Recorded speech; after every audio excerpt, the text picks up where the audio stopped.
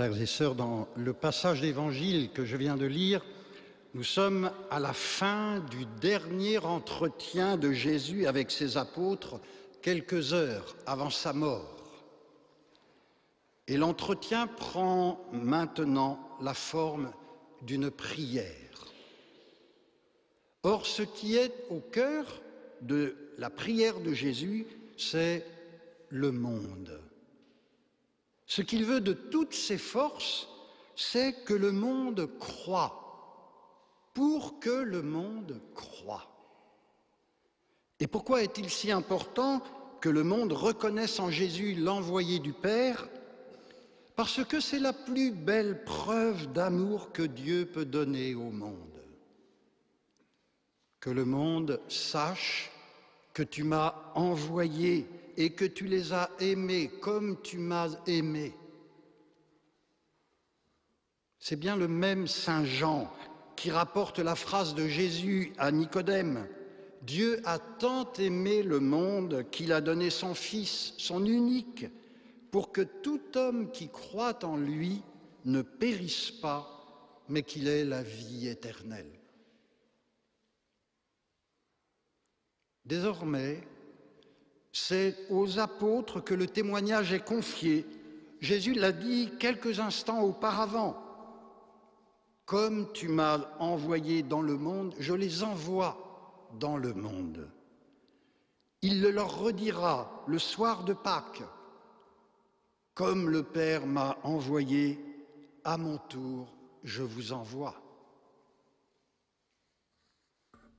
L'urgence est donc d'annoncer à tous les hommes que Dieu les aime. Et pourtant, on ne voit guère cette annonce vitale au cœur de nos médias. Imaginez des journaux télévisés où l'on martèle la nouvelle la plus inimaginable qui soit, la nouvelle qui devrait éblouir, faire vaciller, la nouvelle qui devrait enthousiasmer et mobiliser. Dieu t'aime. Ah bon? Passons à autre chose. Il y a des choses plus importantes. Vous n'avez rien de plus original à me proposer, qui fasse davantage choc. Dieu t'aime. C'est consternant quand on y réfléchit un peu de voir cette indifférence par rapport à une telle annonce. Rappelons-nous ces paroles du prologue de l'évangile de Saint Jean. Le Verbe était dans le monde, et le monde fut par lui, et le monde ne l'a pas reconnu. Il est venu chez lui, et les siens ne l'ont pas accueilli. Et dans les dernières phrases de notre texte de ce dimanche, l'évangéliste nous rappelle cette même réalité. Père juste, le monde ne t'a pas connu. Comme Jésus, les disciples vont vivre ce déchirement, ce drame du désintérêt et même du refus de ceux auxquels ils annonceront pourtant la meilleure nouvelle qui soit. Prenez courage, j'ai vaincu le monde, dit Jésus. Ce dimanche, frères et sœurs, nous avons le bel exemple d'Étienne qui nous est proposé. Étienne face à ses accusateurs. Étienne qui, avec force, ose prononcer ces mots. L'évangéliste nous dit, rempli de l'Esprit Saint, Étienne fixait le ciel du regard. Il vit la gloire de Dieu et Jésus debout à la droite de Dieu. Il déclara, voici que je contemple les cieux ouverts et le Fils de l'homme debout à la droite de Dieu. Étienne témoigne et ces mots signent son arrêt de mort. Celui qui ose dire des choses pareilles. Comme aujourd'hui encore, certains témoignages de foi donnent lieu à de véritables lynchages, bien réels, physiques, et aussi chez nous, le plus souvent des lynchages médiatiques. Étienne voit les cieux ouverts. Cela revient à dire que le salut est arrivé, il n'y a plus de frontières de séparation entre le ciel et la terre. L'alliance entre Dieu et l'humanité est rétablie, le fossé entre Dieu et l'humanité est comblé. Encore une fois, quand on y réfléchit, n'est-ce pas une nouvelle inouïe qui dépasse tout ce que l'homme peut espérer? N'est-ce pas un message qui a besoin d'être entendu dans notre monde déprimé, blasé, résigné, attristé, désenchanté, désespéré? Avec le Christ, les cieux sont ouverts. Jésus est debout, affirme Étienne. Le ressuscité n'est plus couché dans la mort. Le mot « debout » était très symbolique dans les premiers temps de l'Église, à tel point que la position debout est devenue la position privilégiée de la liturgie. C'est assez surprenant de voir aujourd'hui, dans bon nombre d'endroits, les gens qui y rentrent dans une église et ils s'assoient tout de suite. Voilà. On est en présence de Dieu, pourtant. Celui qui prie, l'orant, est le plus souvent représenté debout, les mains jointes ou levées au ciel. Pour la même raison, certains évêques dans les premiers siècles invitaient les fidèles à rester debout pendant toute la durée de la messe du dimanche, parce que c'est le jour où nous faisons mémoire de la résurrection de Jésus.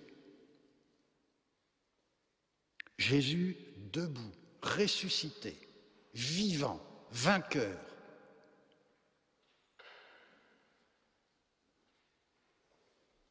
Alors il nous faut, nous aussi, entendre cette invitation à être des êtres debout, pleins du ressuscité, de la force du ressuscité, avec l'audace, le courage, la passion du témoignage, de la bonne nouvelle. Ne pas être des chrétiens couchés, vautrés dans des canapés, aime à dire notre pape François. Nous ne devons pas être des chrétiens blasés, timorés, qui s'écrasent, manquant d'audace. Le monde parle et parle et parle encore. Pour dire quoi? Et nous nous tairions?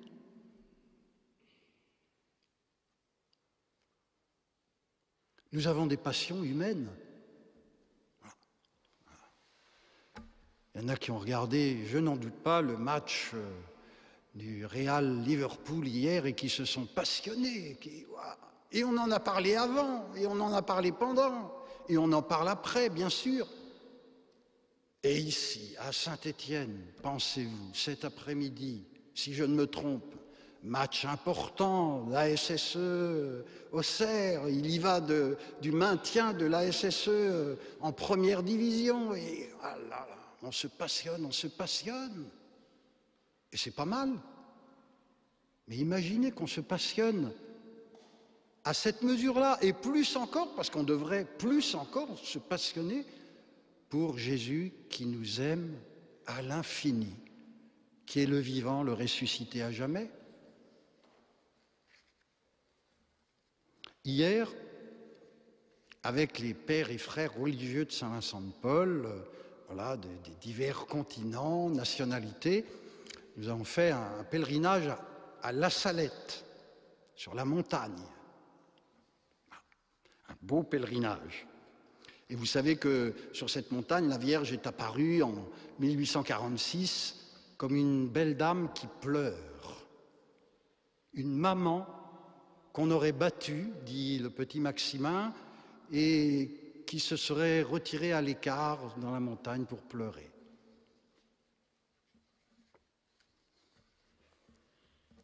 qu'est-ce que nous dit cette apparition?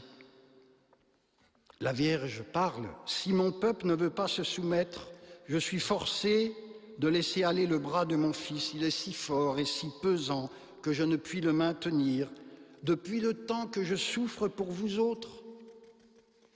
Si je veux que mon fils ne vous abandonne pas, je suis chargée de le prier sans cesse. Et pour vous autres, vous n'en faites pas cas. Vous aurez beau prier, beau faire, jamais vous ne pourrez récompenser la peine que j'ai prise pour vous autres. » On pourrait résumer en disant, on a une maman qui pleure parce que son fils Jésus nous a aimés jusqu'à la mort et la mort sur la croix dans les pires souffrances, voilà, jusqu'au bout. Et puis cette maman qui se rend compte que, excusez-moi l'expression, tout le monde s'en fout. Et le cœur de cette maman est bouleversé. Est bouleversé. Ce message-là de Dieu qui nous aime, il doit résonner partout, partout. Et c'est la fin de l'apparition où la Vierge Marie va dire à ses deux enfants, Mélanie, Maximin, ce message-là, vous le ferez passer à tout mon peuple. Et elle répète, allons mes enfants, faites le bien passer à tout mon peuple. C'est aujourd'hui la journée mondiale de la communication. Alors, communiquons la meilleure nouvelle qui soit, la plus inouïe. Ayons à cœur de la transmettre avec passion, avec amour. C'est vital. C'est vital pour notre monde, pour le bonheur des hommes, pour notre propre bonheur. Dieu, oui, a tant aimé le monde qu'il a donné son Fils, son unique, pour que tout homme qui croit en lui ne périsse pas, mais qu'il ait la vie éternelle. Alors, au cours de cette neuvaine qui nous prépare à la solennité de la Pentecôte, demandons à l'Esprit Saint de nous embraser pour que nous portions cette nouvelle à tous les hommes. Nous sommes frères, nous sommes un, nous croyons et nous nous aimons pour que le monde croie.